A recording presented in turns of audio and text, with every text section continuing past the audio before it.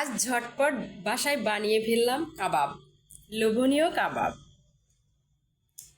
কাবাবটা পরিবেশন করার জন্য সাজিয়ে নিয়েছি এখানে এখানে রিং করে পেঁয়াজ কেটে নিয়েছি, তোমরা দেখতে পাচ্ছ।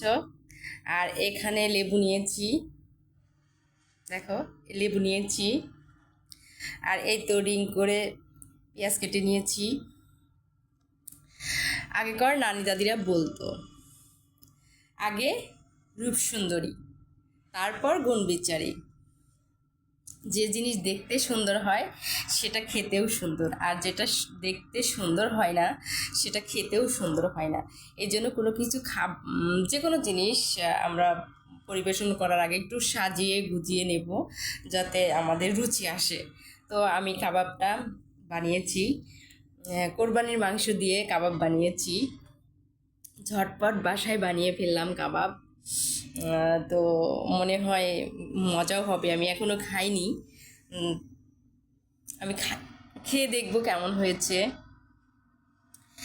আর তারপরে এখানে আছে সস, আর একটু টেস্টটা বাড়ানোর জন্য এখানে সস আছে, সসটা নিব।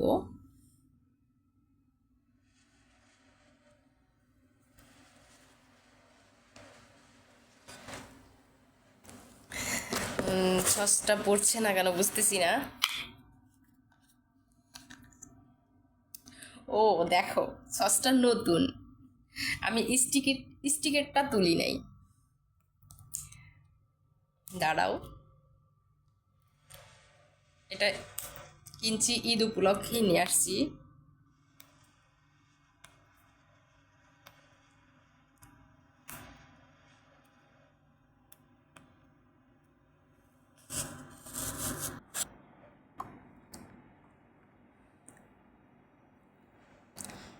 আর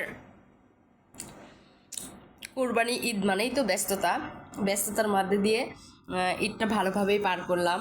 তোমাদের ঈদটা কেমন কাটলো তোমরা অবশ্যই জানাবে। কুরবানি ঈদ চলে গেল, কুরবানি ঈদ। এই সসটা দিয়ে খেতে কিন্তু ভীষণ মজা।